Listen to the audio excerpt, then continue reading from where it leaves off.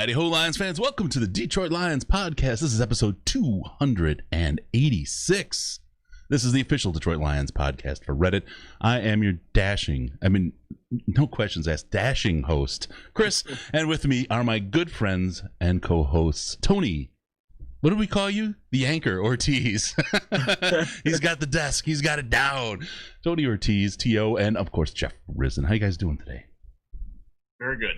I'm good, although the anchor drags the boat and brings it to a complete stop. I'm hoping that's not why you're calling me the anchor. You're holding down the sports desk at the most important part of the day, Tony. That's it. That's what we're at. I'll think of something better than the anchor. Thank you. We'll get something for you. Thank you. It just made it easy to get you like kitchen stuff, right? As the anchor, we can get you the old Navy gold chain necklace stuff, the whole thing, right? Show up in the Navy outfit, I'd be cap and everything. I'd be great. Little YMCA going on. Dirty. Right. Oh my. No. Throwback time. Listen, stop right there. YMCA, one of the worst. I know, one of the worst songs ever recorded. I hate that song. Whenever it comes on in arenas, I lose it. I have to leave. I hate that song. It's got the best costumes. Come on. Oh. All right. Today's show, we're going to talk about the Lions-Cardinals preview, of course, with Jeff and Tony. We'll go over the injury report. We've got some game predictions. We'll talk about Vegas and a whole lot more. We got a great show lined up. Riz, you ready to go, my man? Let's do it. Let's kick this off and break it down. All right. Couple of quick announcements to get started here. First, check us out and help us out on the Patreon. Special thanks to Dylan from where else but Guam. That's right, Guam. People come from everywhere to listen to the show, folks. Of course, our very first donor, Mathis. Got to give a big shout out to Jim Young. Been around since day one. Brian Burkheiser, I Prevail, iprevailband.com. Got some great stuff. Again, check out the new video. It's what, 3 weeks old now, Riz? Great video. It's great. My mother-in-law loved it. Yeah. That's how good it was. Top production. I mean, it'll bring out the feels. I promise. iprevailband.com, or go to YouTube, check out iPrevail. Why do we talk about all this? Of course, because these folks are hanging out in the Patreon with Riz, me, Case, everybody. Patreon.com/Detroit Lions podcast. You donate as little as $1 a month, but you're more than welcome to donate as much as you want. Millions of dollars. $100, $5, whatever you want a month. It's all fair game, but as long as you give $1, you'll get access to the most intelligent Lions chat on the internet. While the bar keeps getting lower and lower this season, the bar for the Slack doesn't. It's a great place to hang out with great talk, great people, and you can bring whatever you think, but it's a respectful disagreement and a respectful exchange of ideas. It's a great place to hang. Riz, you still hang there. It hasn't, and you haven't been insulted out yet. I do. I'm there more than I'm not. Absolutely. Give us a like on Facebook, facebook.com, the Detroit Lions Podcast, Instagram, Detroit Lions Podcast, and on Twitter at DET Lions Podcast. Give us a follow, DET Lions Podcast, where Riz is and will eventually get Tony to hang out with no pants. We always catch him with that. You get me every time with that, I swear. Subscribe on YouTube, youtube.com. Oh, this is Good night, everybody. This is where you really got to check out the YouTube. Yep. youtube.com/Detroit Lions Podcast. You can see us when we're live. Hit the subscribe and the bell buttons, and you'll get notified when we go live, so you can see all the hijinks in the background. The auto show is great, too, but the YouTube is awesome. Rate us, iTunes, Stitcher, Google Play, Spotify, iHeart, Pandora, soon to be Amazon. Everywhere, wherever you find us, let folks know that we carry 5 stars in your heart, because where else would you keep us? Give us a call via Skype, Detroit Lions Podcast, all one word, Detroit Lions Podcast, or call us on the Lions line at 929-33-LIONS, 929-335-4667. Leave us a message and get a chance to hear yourself on the show. Tighten your chin straps, kids. It's time to review this week in Reddit. All right, we did it. Let's talk about all the fun and exciting things going down this week in Reddit. I've got that nailed, Riz. I don't stumble on that anymore. Boom. It used to be I had to say it super fast, or it would be like 5 takes. No more fumbling. That's good. That's if we can only get the Lions. Yeah, 4 points of contact. Remember, we learned that from Mariucci. All right, don't forget the post-game show. Right after the Lions game, we'll be live, Sandman and I, giving you the latest breakdown and therapy that you need. All right, as we do on these pre-game shows or these preview shows for the next Lions game, a little bit of history. Riz, you have a big article about this series coming out tomorrow at Lions Wire, don't you? I do, yes. It's going to be fun because it was fun to research it, and I'm sure you're going to highlight some of the games that we have had over the past, 90 years since they first met? Yes. It's about, yeah. Because remember, they used to be, and I'm giving it away, the Chicago Cardinals. Right. There was the day. All right, so let's talk about a series history. They first met, as did we with the Bears and the Packers in the first 2 retrospectives here. First met in 1930 as the Portsmouth Lions and the Chicago Cardinals. The overall record is the Lions lead this series, 33-28, and 6 ties. We're familiar with the ties. Although, and I'll talk about this in a minute, more recently, the series has not been in our favor. We can talk about why that is. Besides bad play. The first game, interestingly enough, ended as a 0-0 tie, as did our last game. So I would say let's just bookend it. Let's just call this one and move on. Right? Forget about it. I'll take a tie. Yeah, at this point, maybe. Last Lions game against the Chicago Cardinals was in 1959. And we won 45-21. After that, they were known as the St. Louis Cardinals, and we won that game 45-14, continuing our dominance, asserting the testosterone that is a football team over the other team, and moving forward towards whatever it is that we are today. The transition from St. Louis to Phoenix was a little different, wasn't as good. Last game we played against the St. Louis Cardinals was in 1980. We lost by a point, 23-24. And then in 89, it was before we played them as the Phoenix Cardinals. We lost by 3 points, 13-16. Then 95-98. They don't know who they are. Talk about identity crisis. They became the Phoenix Cardinals from the Arizona Cardinals.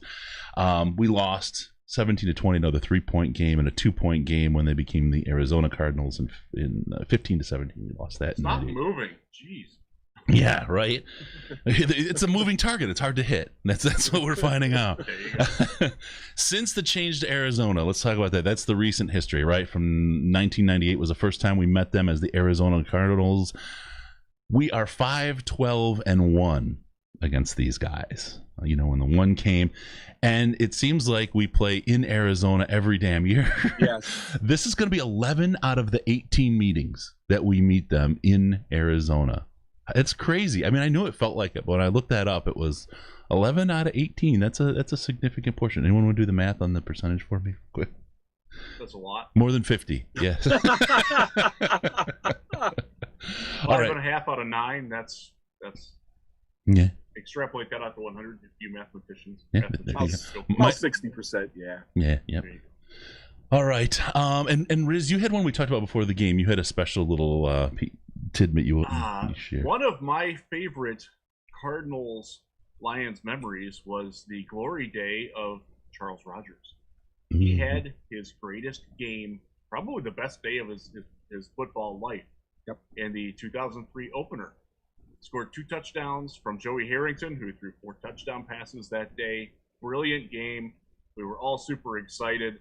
And as Tony knows, oh, by the way, there was another guy on the other side of the field who eventually wound up in Detroit, Anquan Bolden. Yes, he did.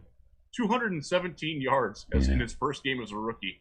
But going back to Charles Rogers, I just remember the excitement that was about, oh my God, this guy is going to be great. We nailed the number 2 overall pick. This guy's incredible. 2 touchdowns in the first game. We blew out the Cardinals.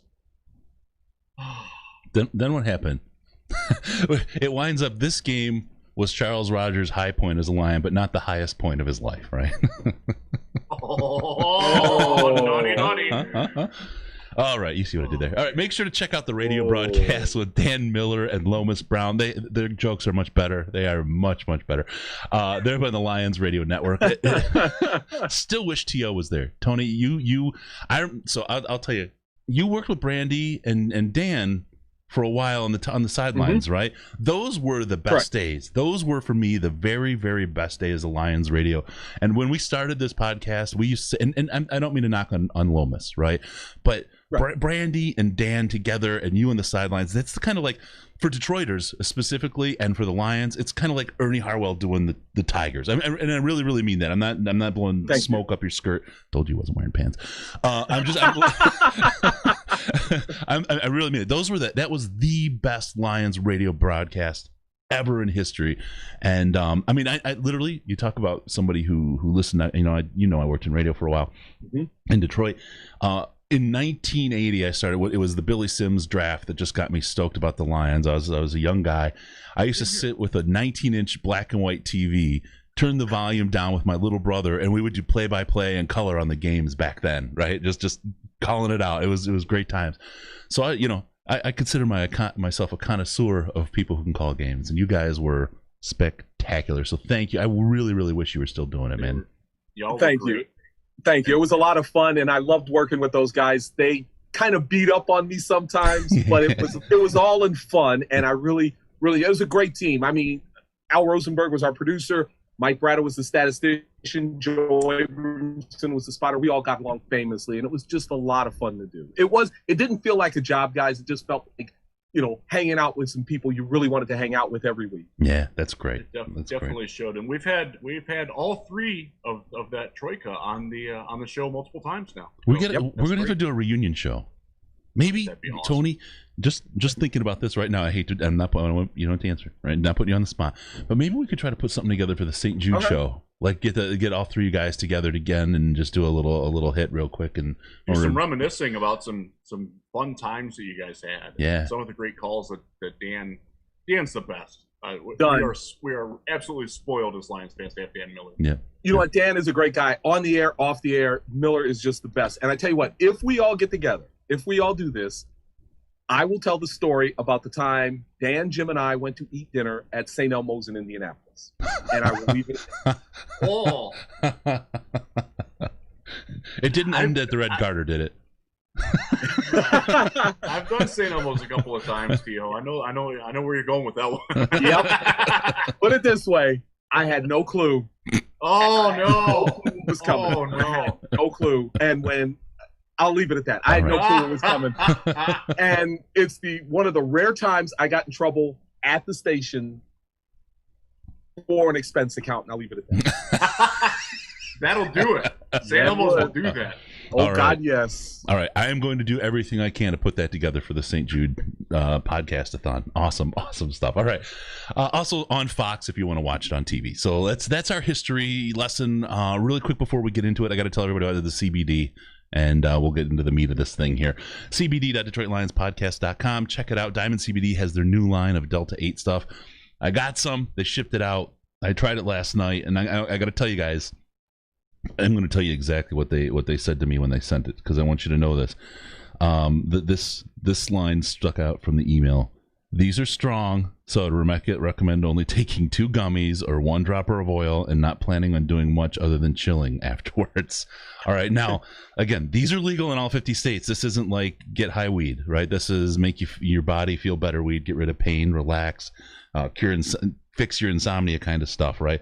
This is CBD. It isn't weed, and so I'm just going to tell you right now. But I took one of these last night. This is this Delta 8 chill. I'll just kind of show you.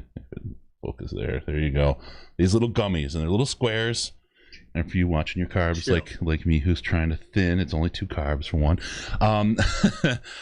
It is absolutely that. It is. I took one, and I was like, I felt great. I absolutely felt great. Like I've got some pain just because, like I said, I've been eating right, doing a little bit with the weights, trying to be not so fat.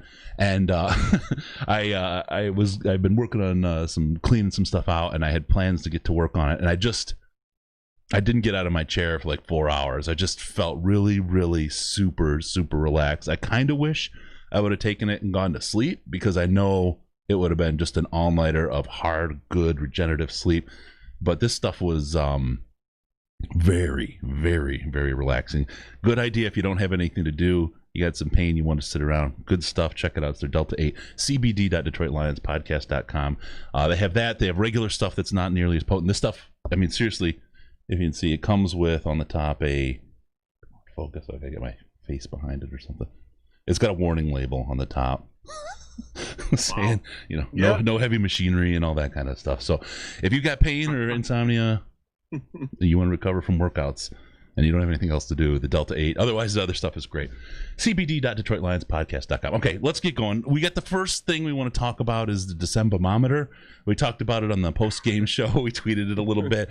Let's pop it up here. A lot of talk about the coach and the ability for the coach, and I hate to block you out for a minute here, Riz, so bear with. That's all right.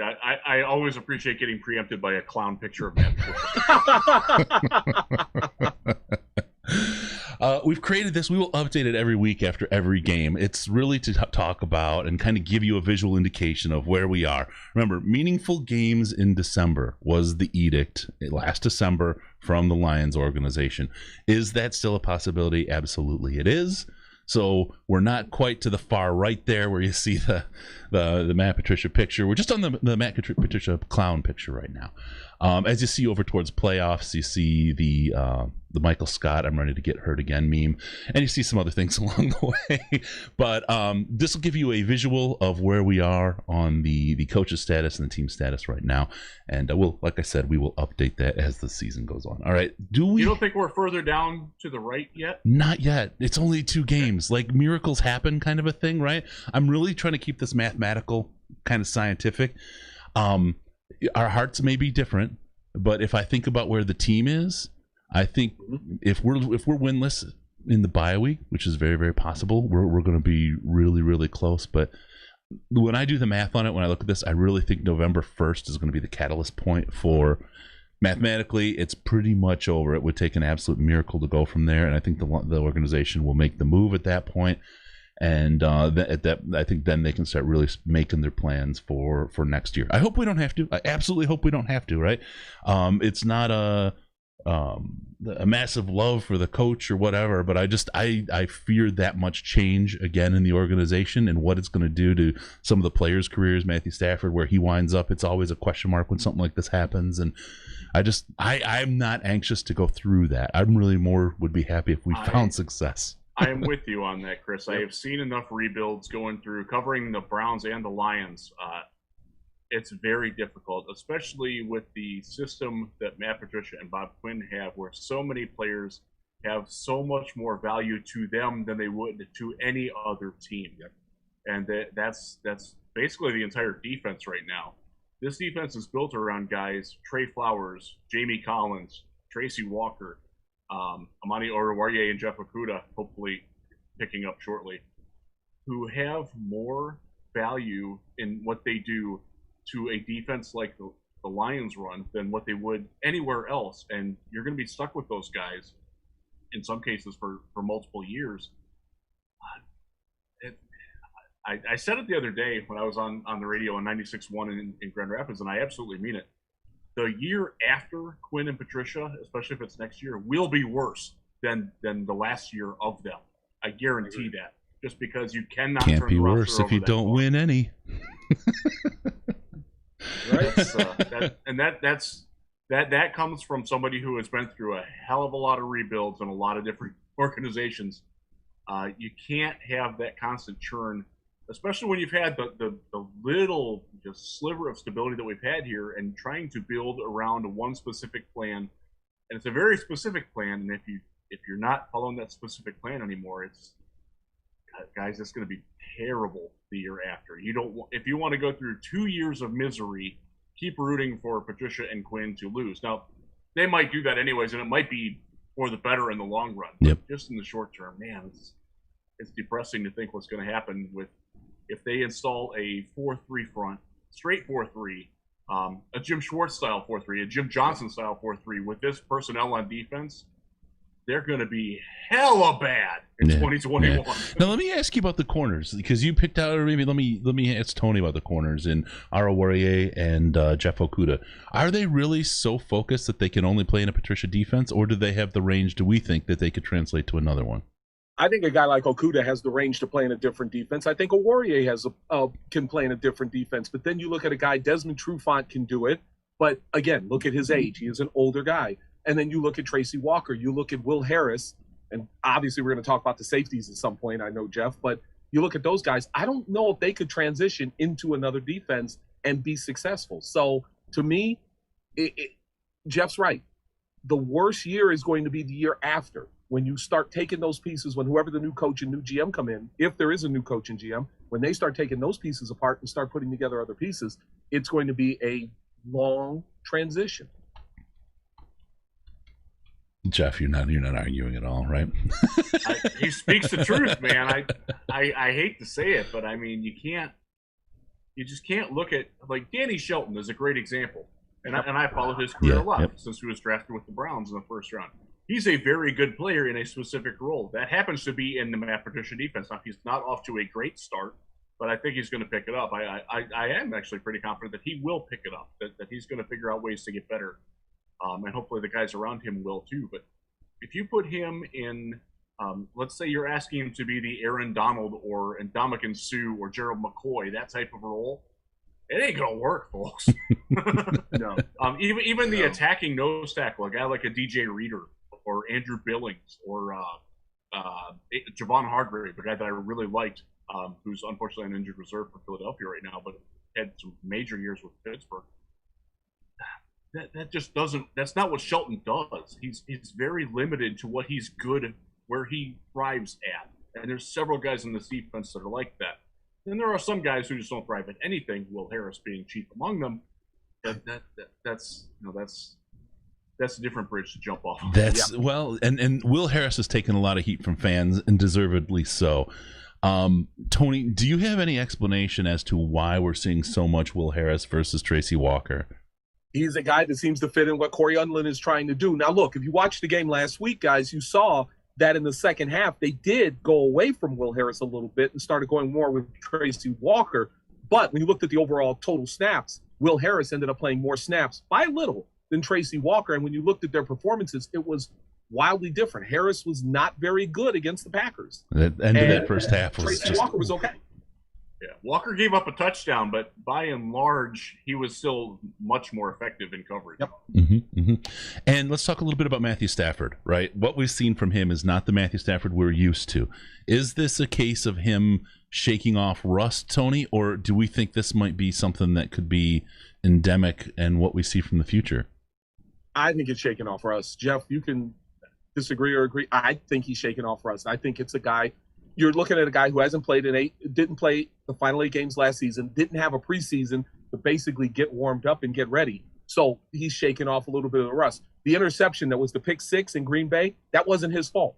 That was the receiver running the wrong route, in this case, Adrian Peterson, and that's why that interception came around. So that one I don't blame on Matthew Stafford, even though it goes on his record. So to me, he'll shake off the rust this week, maybe next week against New Orleans, probably, but he's just rusty. It's not, hey, his career is in decline at this point.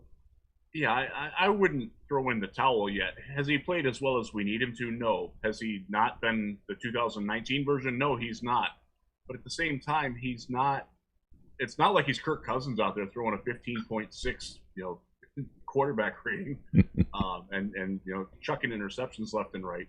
And I do think that he does have new faces around him. He's got a new starting guard rotation, sort of. The right tackle situation with Tyrell Crosby is suboptimal compared to where it should be with Big V. Although I will give Tyrell credit, he played pretty well last week. Honestly, yes, he did. I think he played very well. But Adrian Peterson is a guy he's not familiar with it. They're learning a new offense together. DeAndre Swift, he's still learning how to play with him. So it doesn't have Kenny Golladay out there. These are right. They're a little bit of excuses, but they're more of circumstances. Yeah. And I think Stafford will get better at that. And like Joe said, he didn't play half of last year.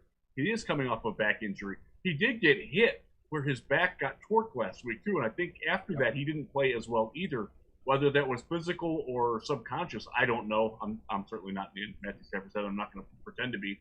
But he didn't play as well after that. And I'm hopeful that now that he's gotten that out of the way, he'll go ahead and play well against an Arizona team that, oh, by the way, he's never played well against. No. The last time he was yanked was the meeting in 2015. He threw 3 interceptions and lost a fumble in the first half of that game. Dan Orlovsky came in mop-up duty, That was the last time that Matthew Stafford got yanked for performance. Let's hope we don't ever see that again. Yep. And Chris, real fast. Sure thing, Tony. This is why I know people knock the preseason. I know people hate preseason. Personally, I hate the fourth preseason game. Mm-hmm. But this is why you need the preseason, at least 2 games, to get players used to playing with each other, to see how they react when they're on the field together. And I think we're starting to see this a little bit with Matthew Stafford, with the Lions, the entire NFL. Yeah. Offenses are scoring at a record clip. And I think if there had been preseason games, maybe defenses would be a little bit more ahead of the offense in this point, and the scoring wouldn't be quite as wild. Yeah, I agree 100%. And that's one of the things I think that you add into this kind of Matthew Stafford mix. And I've said it before, I would take a bullet for this guy, right? For what he does for the city, for the people of the city of Detroit, his heart, his soul, and how much he's adopted the city as his own. This guy is just absolutely a fabulous member of the community and everything else. And that's the one thing that you really, really want from a leader of the team. He's given it all for the Detroit Lions. I just absolutely love him. I think the whole team is predicated on great Matthew Stafford carrying it on the offense. The defense, if we look at it this year and last year and previous year, everything was dedicated on the offense. We've seen things go back and forth in the land of football. Back when Indianapolis had, I remember they called them the touchdown fairies, right? With Marvin Harrison and Reggie Wayne and all them running around. Oh God, I can't remember it. Brandon Stokely. Sorry, that's a throwback. Those guys, right? They were just. It was an offensive game. Their defense was just garbage, right? But they were 32nd in the league in defense when they won the Super Bowl. That's right. It was a offense wins games kind of a thing. I think that's what the Lions have been trying to lean on as they've been trying to get this defense put together, and they count on Matthew Stafford being, great Matthew Stafford. And without him, it doesn't give them the chances. It doesn't give them the ball control. It doesn't give them all the things that they need out of this offense to give the defense a chance to do their job in a way that'll win the team the game. I hope. I think this year we'll talk about the keys of the game, but this year the game against Arizona, our only hope is that great Matthew Stafford to step up and do what he does best, because I think that's really the only chance we have. I don't think the Lions win a shootout in Arizona. I really don't. I think it depends on their defense, and I know we'll get to this with the keys, but that defense has got to show up. They have not been good for the first 2 games of the year. Absolutely. All right, let's talk a little bit. I haven't seen the injury report yet, but what do we know about injuries so far? It'll come out, and we'll tap it again really quick as the show goes on. But what do we know about injuries so far, guys? So the one thing that I saw just before we came on air was Dave Burkett tweeted out that he expects Kenny Golladay to play. Yep.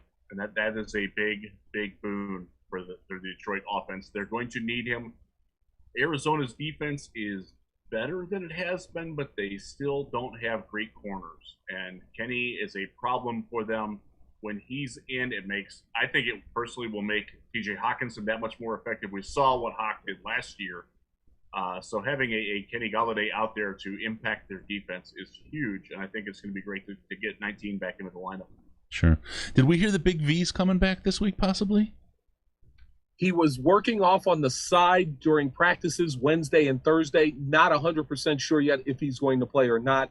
But again, as Jeff said earlier, I thought Tyrell Crosby played well. So even if Big V doesn't play, Crosby should be able to step in and do well at right tackle again. Absolutely. And that was my next question. Are we going to downgrade when he gets back? Oh, let's hope not. That'd be a $45 million gap that nobody wants. Bad enough Jesse James is out there stealing money. We don't need another person next to him doing it too. After the December Mama meter, maybe we should come. And I love how I named that. It's got all the tongue tanglers in there. Maybe we should do a Jesse James watch. Right, I could do the Western theme with the bandana kind of thing, right? Did he show up today and catch a ball? He hasn't even been targeted, has he? Nope. No targets through 2 games. He's not even a decoy, right? He's the secret weapon. It's hard to be a decoy when you can't get off the line. We're saving. Meanwhile, Logan Thomas, by the way, the guy that they gave up on, is killing it for Washington. Yeah, you could tell. Darren Fells. Killing it for Houston. Yep. I love Darren Fells too. I really did. Stress ball. Yep. All right. So that's what we know about injuries. Any other pertinent topics before the report goes that we know? Not that I've seen. None of the other injuries seem to be. C.J. Moore was out Matt Patricia called him Calvin in his press conference, Yes. and that really threw some people off, myself included. I'm like, yeah, Calvin? That's C.J. Moore. I did not know that his first name was Calvin. I'm honest about that. I learned that. One notable injury for Arizona was Christian Kirk. He didn't practice Wednesday or Thursday.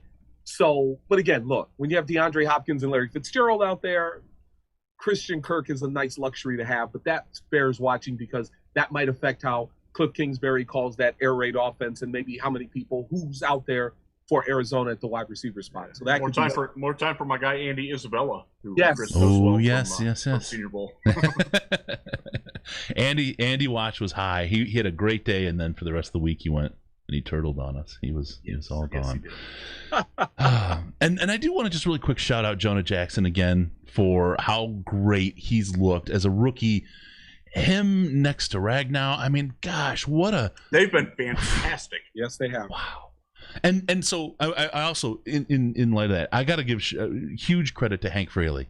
Right, we saw what he can do again at the Senior Bowl, Riz, when we went this year, and I just love the way he taught the guys, the way he interacted with them. There was a short bit they did on him a couple weeks ago in August on the Lions website as well, a video with Hank. Hank is just a premier coach to me. This guy has a future well beyond what he's doing right now, but I hope no matter what happens with our coaches, going forward this year and into next year, we hold on to Hank. I keep wanting to call him Frank. He's Frank a keeper. Haley. Yeah, he is a rising star as an offensive line coach, and I think Tyrell Crosby's improvement from last year to this year is a good testament to how well he's getting it to work. Yeah, absolutely. I mean, and Taylor Decker, by the way, is playing better than he ever has too. Run blocking, my goodness, he is getting after folks. Yep. That's a lot of that credit goes to Hank, and he's doing a great job. He is great. Braden Coombs not done a bad job on special teams either, right? We have to give him a real shout out. He's a keeper. Jack Fox, PFF's top punter through 2 weeks. Yeah, unbelievable. You get that much action. Chris, I was legitimately nervous about replacing Sam Martin. Yes. And I was a little bit freaked out by that.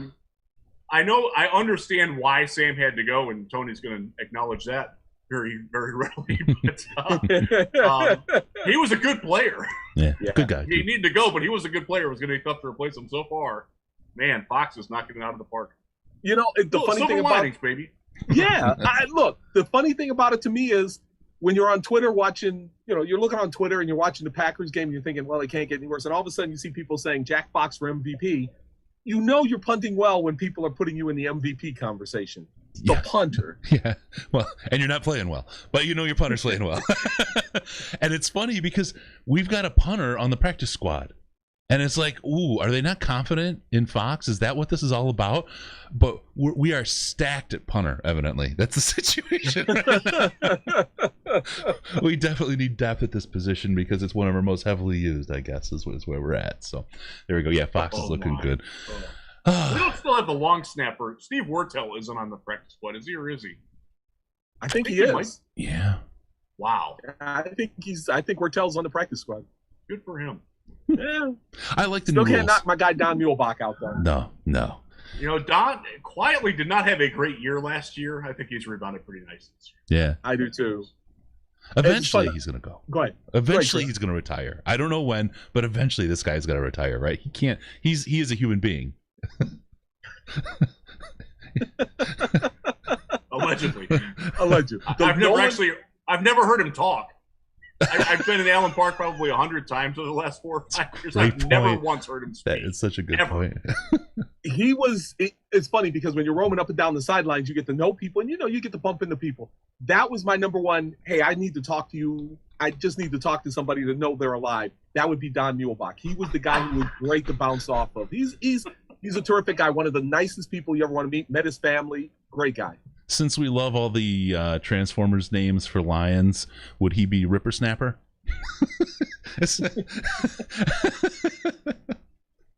You know what? Here's how old I am. I still remember the day when they signed him, and Steve Mariucci came in and said they had just signed the Nolan Ryan of long snappers. Mariucci was right about something when he was with the Lions. All right. So injury report. Let's talk about some of the matchups. I know DeAndre Hopkins is out there. He's not that great a player. I think that the Cardinals made a huge mistake in that trade with Houston. What a ridiculous move, right, Riz? Oh man. Okay. So my son just wandered back up. through, and I was wondering if he was wearing his DeAndre Hopkins jersey. Thankfully, he was not. Although he does wear that number in honor of him in high school football. He's great. For my money, he's the best wide receiver in the NFL. He can do everything. He can win with speed. He can win with power. He wins with finesse. Great routes, strong hands, makes contested catches. He can make people look stupid after the catch. He's the best there is in the game right now. There will be arguments about who might be better, but for my money, I'm taking Nuke and not looking back. And he's been really, really good for Arizona in the first couple of weeks. He's lighting it up. He's got chemistry with Kyler Murray. I think his ability, and this came from working with Deshaun Watson in Houston, his ability to adjust when Murray isn't throwing from the spot that he expects him to.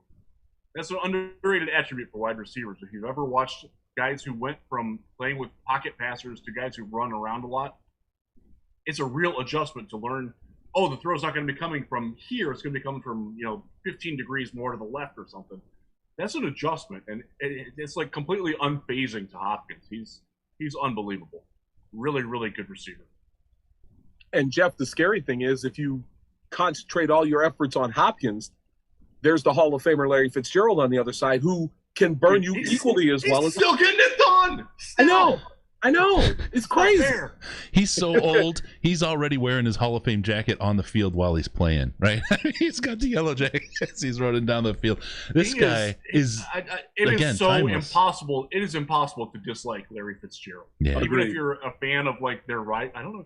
Who would Arizona's rivals be, like Seattle? That's what I was thinking. Rams, but Seattle's now, it's kind of like they've stepped. Yeah, but I mean, how can you not love Larry Fitzgerald and all that he's done? If you ever listen to the radio, Sirius XM NFL Radio, easier for me to say, it does a great thing on Monday nights before the broadcast. I guess it's on Westwood 1, where he comes on and gives a little bit. He and Tom Brady do it. Mm-hmm. And Larry is like spot on all the time. He's so mediagenic, but he's also like he's one of those guys. I'll never forget the story of I forget who said it, but I remember somebody saying that Tim Duncan in the NBA, like a guy, he made a good move against Tim Duncan, and Duncan's like, "Oh, that's a great move, man. That's a good job." And the guy was completely taken aback, and it took him off his game for a quarter because he's like thinking, "Oh my God, I impressed Tim Duncan." That's the kind of guy that Larry Fitzgerald is. Like, if Jeff Okudah blankets him on a route, he's going to let him know it. He's going to be like, "Man, that was really good coverage. That was great anticipation by you." How can you not love that about Larry Fitzgerald? I hope he's saying that a lot. I hope he's yes, I hope so too. It's hard to dislike this Arizona team that you're going to. And Kyler Murray, damn, he's fun. Yeah, he is fun. It's now the one thing we got going in our favor, right? And we're looking for all the silver linings we can find. Mm-hmm. There's film on this team this year, right? There's film on this team. We can see what it is. This time when we meet them, we know a little bit more about them than we had no idea last year, right? We had no idea what we were running into. Rookie coach, rookie quarterback. Yep. Yeah, we didn't know anything. Right. Absolutely. I don't know how much it's going to help. Hey, listen, when you start talking about that, they didn't have Kenyon Drake at this time when they met each other the first time around, that first week of the season. Kenyon Drake gives them a new dimension, a different dimension. They can run the ball. Believe it or not, a team that looks like Arizona that runs out 4 wide receivers, they run the ball pretty well with Kenyon Drake. And he's been critical for them the last couple of weeks because he's been getting the ball at the end of games and helping them close out games. When you've got a running back like that, you got to use it. Right. All right, on offense for the Lions, what are we looking at as key matchups? Obviously, Kenny Golladay out there is going to be super important, that Golladay and Stafford connection. I'll give you a better one, though. And the matchup that I am watching. T.J. Hawkinson against Isaiah Simmons. Yep. Simmons has stunk in the first 2 weeks. They benched his ass in week 1, and he deserved it. And for all you people that were screaming to draft him, right, just know he's going to be worse in this defense than he is in Arizona. He's been worse than Jared Davis through the first 2 weeks. That's how bad Isaiah Simmons is right now. Having said that, he's got the physical ability to really turn things around. Hawkinson tore them up last year. they haven't really fixed that issue other than by drafting Simmons. So I'm curious as to how that matchup is going to go, and that's something that's definitely worth watching. For those of you who don't like Jeff Okudah and who think that he's a waste of a draft pick already, if your alternate pick was Isaiah Simmons, you're probably going to walk that back a little bit. Maybe this weekend will validate you. I don't know, but I have a feeling if you watched the game last night, you saw C.J. Henderson, who was the consensus number 2 cornerback in this draft, though I couldn't stand him. And last night was a good example of why, because he was really good through the first 2 weeks. Admittedly, very good. Mm-hmm. Last night he was toast. He was murdered. He had water all over himself. Yep. So rookies fluctuate quite a bit, and I'm very curious as to how the rookie fluctuation with Isaiah Simmons will go this week. Because for a lot of Lions fans who are looking for some, angry joy, they're going to take a lot of pride if Isaiah Simmons has a good game. I don't think he's going to have a good game against Hawk, just based on what I've seen from the first 2 weeks. He couldn't cover Logan Thomas at all last week. Right. A lot of the reasons why Washington lost that game was because Dwayne Haskins sucks. And that's going to be worth watching. The other matchup, and I don't want to steal your thunder on this one, Tony, but Taylor Decker, Chandler Jones. Mm-hmm. Steal on steal right there. Yep. The best player on the Lions offensive line against the best player on the Arizona defense. That's going to be one worth watching. And that would have been my matchup. But the other one, too, to keep an eye on, how about Devon Kennard, who is a good pass rusher? He's probably going to line up against whoever the right tackle is, be it Big V or be it Tyrell Crosby. That's a matchup I'm watching because if Jones doesn't get the pressure, Kennard could. If Kennard can get pressure, that could free up Jones. So to me, the big matchup will be the Lions' 2 tackles against the pass rushing duo of Jones and Kennard. And Woj set that narrative up today with Coach Patricia, if you saw in the presser when he asked about Devon Kennard and letting him go, and if Collins was the replacement. And of course, you don't get a whole lot out of Coach, but it's all set up. If Kennard has a good game, just wait for effigies to be flaming around town because this is going to be a bad day for the Lions. Nothing but love for DK for me. Yep. Great guy, very good locker room guy, very good all-around human being, and I hope he does well. I hope he doesn't do well this week, but in general, I'm rooting for DK. Good guy. And Jeff, he was effective here. 14 sacks over 2 seasons with Detroit. He was the guy who brought the pressure for the Lions when nobody else was bringing the pressure. And I'm thinking he got his first sack last week against Washington. Usually a player like Kennard, once he gets that first sack, he starts to roll. Hopefully that doesn't happen Sunday, but it wouldn't surprise me if he got 1 or 2 sacks of Stafford. That's right. And if our defense fails to get the pressure or fails to get a hold of Murray, that narrative is going to be as loud as your ears can take because Devon Kennard is good at getting the quarterback, and the Lions just have stunk at it. So let me throw something at you here. They played Washington last week. Washington has the best defensive line in football. Chase Young is a monster, and he might not even be the best player on that line. They are deep, and they roll after you with pressure. I think they have 11 sacks through 2 games. Yep. That's a very different type of defense than what the Lions are going to throw with them. And I wonder if that shock, it's tough to go from one extreme to the other playing week to week with limited practice. I do wonder if that gives the Lions a little bit of an advantage defensively that they're not going to pressure. Murray's going to, wonder what he's going to do with all this time. Is he going to get impatient? Is he going to try to force things? That is something to watch. Do I think that's going to happen? No. Is that very trying to be optimistic? Hell yeah, it is. I need something, man. But don't rule it out. The fact that the Washington can bring heat, man. That's a good defensive front, and the fact that we don't have that, maybe that throws them off. Maybe. Maybe. Here's the thing that Washington does have in common, though, with the Lions, Jeff. They're both very aggressive fronts. Yes. And Kyler Murray was able to pick apart that aggressive front. He had that long run on 3rd down. I think it was 3rd and 17. He ran for 21 yards. That's an issue. I think if you're not disciplined and you can't keep Kyler Murray under control in the pocket, I think that could make for a long day, too, because Murray it seems like he's staying in the pocket a little bit longer. He's hanging with the pass a little bit more, but he also takes off like a shot, like Matt Patricia said. He doesn't have quarterback speed. He runs like a punt returner. Mm-hmm. That's pretty bad. Instant acceleration to top speed. Yep. You don't get that out of a quarterback very often. It's very Michael Vick-like. It really is. You start getting defensive linemen behind him, and the tears are going to start flowing for Lions fans, and that's that. You cannot be behind him in the backfield, otherwise that just opens things up, and he's off. By Davis, they're not catching him. No. That's why you need Tracy Walker on the field. All right. And if he gets the most if he gets the most quarterback tackles, you watch. All right. From there, we're going to talk about. We talked about the matchups. Let's talk about the keys to the game. I talked a little bit about the Stafford-Galladay matchup. I think holding on the ball for the offense is going to be a big thing, because if we can't score, there's no chance in this game, because they will score. They will score. What do you think, Tony? You talked a little bit about the defense being the key. What else you got? Yeah, I think the defense is the key. They've got to be able to stop Kenyon Drake. They've got to be able to keep Kyler Murray under control, and they've got to be able to limit the damage that Hopkins and Fitzgerald are going to do to them. To me, they're going to get their shot. It's like Green Bay. They're going to get their shots. You can stop them, but they're going to get their shots. You have to make sure that they don't capitalize on too many of those shots and put you behind the 8 ball. So to me, the big matchup is the Cardinals offense, against the Lions, especially that front 7. The Lions can get some heat on the Cardinals. This might turn in their favor. Might being the key word there. All right, Riz, hit it. One of the things that I'm watching, Jamal Agnew had a negative game for the ages last year. He is almost the sole reason why the Lions lost or didn't win. I keep saying lost. They tied. He's the reason why they didn't win last year with his – it was one of the worst games I've ever seen from a return man in over 35 years of watching football. It was wretched. I hope that he has a rebound game. He's due for it. The special teams haven't really done a whole lot. This is a game where they could turn that. Arizona's special teams, nothing special. No pun intended. They have the ability to make an impact there, and they might need it. A kick return or a punt return. And Agnew has shown, he's got some ability there. So if they can steal an extra 50 yards out of a possession, or somehow come up with a muffed punt on the other side, or get a turnover that way, it'd be great to have a turnover. Where have those been? We don't have one yet. We need one. We need 2. We need 3.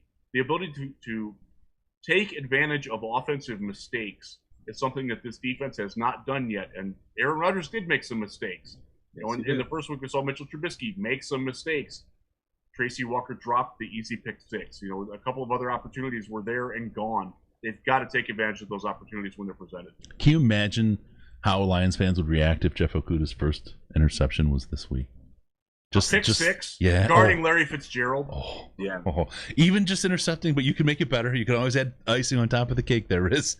Hey, Tracy Walker had a phenomenal pick last year off of Kyler Murray, if you remember. Yep. Great play. One of Tracy Walker's signature plays. Let's hope he can do it again too. Let's hope he's on the field more than Will Harris this week. That'd be a nice key. Be nice. Absolutely. All right. Speaking of Jeffrey Okudah, I have to really quick hit on the St. Jude fundraiser we got coming starting November 6th. We got a 24-hour podcast-a-thon, as we talked about earlier. We're going to try to get the old gang together. Tony Ortiz, Dan Miller, and Jim Brandstatter. Talk about some old times, some good stories. Tony already led into one a little bit earlier. If you missed it, definitely go back and check out the tease for that, because it's a big one. But we're starting off our Christmas for the Kids St. Jude fundraiser. We're shooting for $25,000 this year, folks. And let me tell you, we're not going small. We've got Jeff Okudah stuff already in hand, signed, ready to go. We've got so look, we're not asking for donations for the auction till the 6th of November, and then we're just going to kind of collect them through that podcast-a-thon, the 24-hour podcast and video cast. And people are coming through already. Hey, I got this. Hey, we've got that. And trust me, I'm not turning you away. I'm not turning you down. It's great to get that stuff for the auction donated now and let me know. But we're still going to want you to call in on the 6th so you can announce to people. We don't want to steal your thunder. So you can hit me, let's say the normal spots, Twitter, whatever. But November 6th, we'll have a 24-hour podcast. It'll be on YouTube. Every ounce that we get in the super chat of money, everything we earn that day will go straight to St. Jude.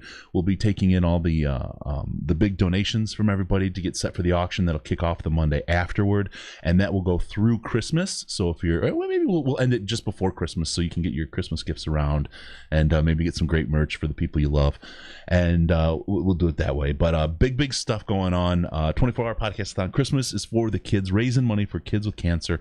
There is no better cause than St. Jude, and we really want you guys to help us out and take part. So get involved. It's a big one. We got some good stuff. Also, just a little hint. You guys remember Darren McCarty, right? Yes. Oh yeah. He's one of the guys that will likely be calling in. We got some stuff. I did some stuff way back with the McCarty Cancer Foundation when I worked with Ford years ago, and I got a great picture of him cross-checking me into a file cabinet in the office. It's really hilarious. I'll bring it out that day. But he's going to help out a little bit, as well as we've got some early commitments from Lions players and so on. So it's going to be a great 24-hour show, and we're going to get a lot of stuff going. We're going to raise a lot of money for the kids. So anyone of you take part, we really, really appreciate it. I might have something for the vintage Tigers fans too, Ooh. courtesy of my wife's grandmother. Recently passed away and left us a bunch of stuff, and we were going through it and we found some old Tigers stuff.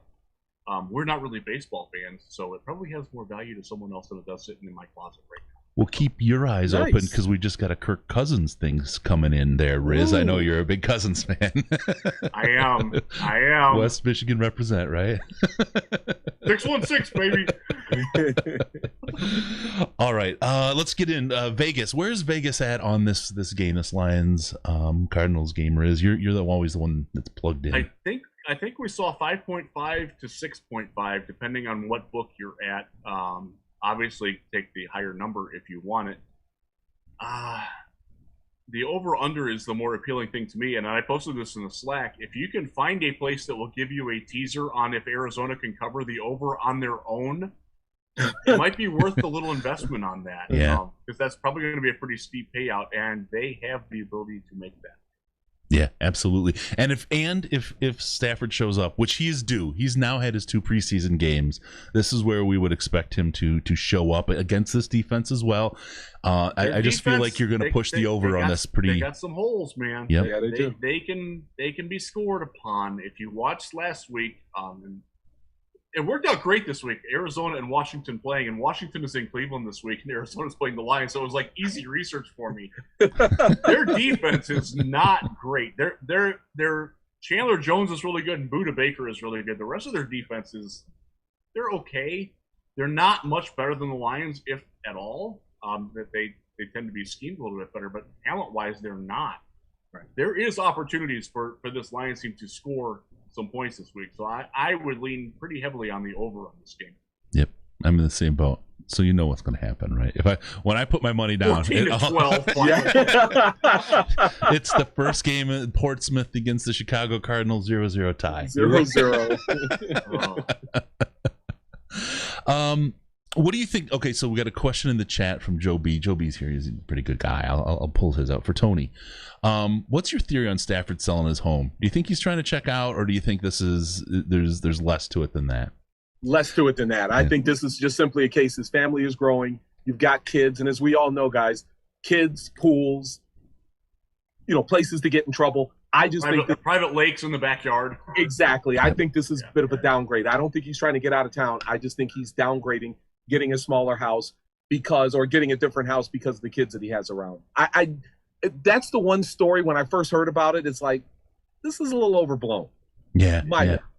Yeah, and his house, I don't want to say it's not a place that he stays a lot because he seems to be there throughout the season, but he travels and he stays at places all over in the off season. So this is his permanent residence in Detroit, but it isn't necessarily his permanent residence. And I, Matthew Stafford's the kind of guy you could see that personality doing media afterward in any number of things when his career is over. Blandino, we had him on last week. He did his whole life in New York. That's kind of how he kind of went into the NFL and was capable. It was really easy for him just growing up in Long Island right there to get in and with the organization. Left his job there, literally, boom, across to the other coast. He's working in L.A., living down there, and doing his thing. You pick up and move, and guys like this, when you do this stuff, it's not like, I worked my way through college as a mechanic. There's no relocation going on back then. Since I got into the white collar world, I've lived in 3 different states and 3 different corners of the country, so it just happens, right? So it does, and. Keep in mind, he's from Austin, Texas. He went to college in Atlanta or Georgia. I guess that's not Atlanta. I should know that. That's Georgia Tech. It's bumblebees. It's tough to tie down to Detroit when you're not going to be a member of the Lions anymore. When you have those roots and that background, and the house itself, we probably can't speak this because we haven't made that kind of money because we're all in sports media. I have, Riz. When you're 25 and you're making $100 million, you're going to buy the most extravagant house that you can. when you get to be 32 and you got some kids and you realize that maybe not all that's as important anymore, you don't necessarily need the basketball court from the Silverdome in your basement anymore. You don't need the fourth Ferrari anymore. Your priorities change, and I think that's where Stafford is at with Kelly going through what she's gone through. With her brain tumor and all that stuff. I just think it's a maturity more than it's any like, oh my God, we got to get out of Detroit. I think it's much more of growing up than anything else. Correct. Can I add to that? Marvin Jones, there's a lot of questions, similar questions about him, and just I can't share. I just know I have pictures of the redo that he's done on his house, and nobody puts that kind of money and personalization into a house that he just did. Correct. That's going to leave or plans on leaving. I'm just telling you straight up. I would be really, really leaning towards Marvin Jones looking to find a contract in Detroit, and probably it'll wind up being a fair contract in Detroit. I don't see Marvin Jones going anywhere. I see him ending his career here. I think that's his expectation. It's even beyond the business, right? The cake business. And trust me, nothing bundt cakes are the best cakes in the world. Dude, their lemon is incredible. You don't look like this by just sitting around. I'm telling you that much right now. Those cakes are absolutely killer. So no, my everything I've seen and heard just in the community leaves Marvin Jones. His hope is to stay here, and his plan is to stay here. So if that's a question to anybody. All right.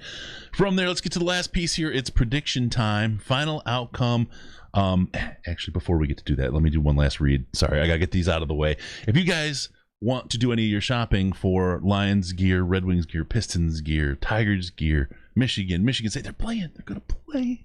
Big Dennis coming. It's so great. Head on over to fanatics.detroitlionspodcast.com. Fanatics.detroitlionspodcast.com, where you can get all of your gear, professional gear from the real store. You stop by, it just kind of passes you through and sets a little cookie in your browser and lets them know then that you came from the podcast. They say, you know what? Those guys got TO. We should send them most of the profit from everything we sell. That's just the way they think, right? They give us a little kickback on everything you buy. If you use that, it's super, super helpful to the show. Again, fanatics.detroitlionspodcast.com. I also have to mention Amazon is the same way. We all do our shopping at Amazon. I know I do. I love not leaving, especially as friendly as people are these days. Head on over to amazon.detroitlionspodcast.com, amazon.detroitlionspodcast.com. Anything you buy there, same deal. They give us a kickback because Tony's here. That's it. They just say, forget it. Let's support Tony. Don't blame me for that one. and it keeps Bezos a little bit poorer, and that's not going to hurt anybody. So amazon.detroitlionspodcast.com and fanatics.detroitlionspodcast.com. We made it as easy as you can to remember. Head on over and do your shopping that way and help the show out by doing something you were going to do anyway. All right, Tio, let's start with you, man. I love your final outcome predictions. You have never been wrong since we started doing this. You called yourself a jinx. You're absolutely wrong. Let's get to it. You've got, I can see it in your eyes, you've got a big win prediction for us. Yeah, for Arizona. Sorry, Chris. Gonna let you down on this one. Look, I think Arizona's on a roll. They're just too good right now, especially offensively. I agree with Jeff. I think it's going to be a bit of a shootout. Ultimately, though, I think the Cardinals win. Look, if this game was at Ford Field, I'd give the Lions a chance for pulling off the upset. But it's in Arizona. They have to make the trip into the desert. By the way, that stadium, when you drive up there, desert, desert, desert, desert, big giant saucer in the middle of desert, desert, desert, desert. 34-27, Cardinals over the line. 34-27. So, again, you're going with the over. So that's we got Tony on board for that. Let me just give a little for my prediction. That's going to be our new Riz is wrong. I'm not using the boat horn for both anymore, Riz. That's because I have to call out. You saw it on Facebook, right? The little talk about the marching band and your life as a trombonist. I immediately decided. I can't believe you picked that up. Wait, what? Jeff played the bone for the band. In sixth grade, I played the trombone very poorly. I was last year. I never learned how to read music. I can't keep the beat to "We Will Rock You." That's how musically inept I am. So it was a challenge. Thanks to my longtime friend Jenny, who I went to preschool with, for revealing that. The best man stood in for him at the wedding dance. It's that bad. Way to go, Jenny. So I had to go to the trombone, Riz. Sorry for the Riz is wrong from now on. Just had to give you the heads up on that. That story was the funniest thing on, and I did respond. I don't know if you saw it. I said, They "Thank make you the so tall much for kids play sharing that." trombone. When I was in 6th grade, I was like 5'9", so I was like, "Oh, you're gonna play trombone? Okay. You can hit all of that last note all the way out there. Hit that 6th position." All right, brother. I got you a little red. I apologize. Go ahead and That's let's okay. get your outcome going here. I'm thinking about it now. My daughter's in 6th grade band right now, and I dread her playing the flute every weekend. The cycle continues. She's not going to have to carry that burden as an adult, though. I'm just telling you. No, she's already better at the flute than I ever was at the trombone. There you go. Good for her. Go, Lizzie. Oh man! All right, go ahead. Let's hear your preview, Riz.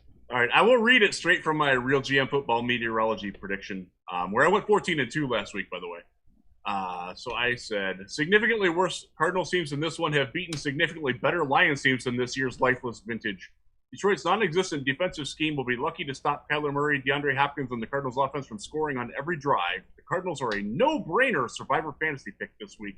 Cardinals 42, Lions 23. Also, another shot at the over. Just pointing out the trend here, folks. Pointing out the trend.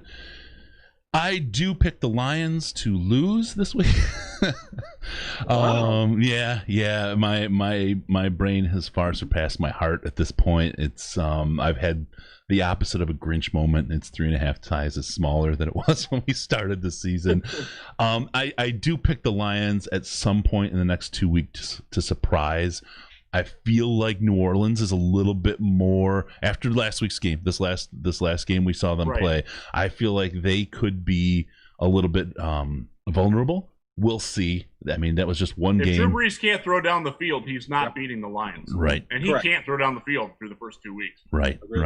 So that might be the one unexpected steal game. I just don't think it's the Cardinals, and I'm just going to go with the over and not pick the numbers because they just make me sadder. Fair enough. And now, to be fair, the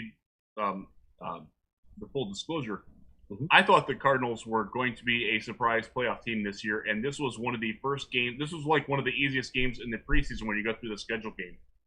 That this was going to be a loss for the Lions, even if the Lions were playing significantly better than what they have been. Yeah, this is a good Arizona team. They are on the rise. They got something with Kyler Murray, with Cliff Kingsbury, and adding DeAndre Hopkins to it. Yeah, absolutely underrated. That's a playoff team, folks. This is a good football. This is not your stepbrother's Arizona Cardinals.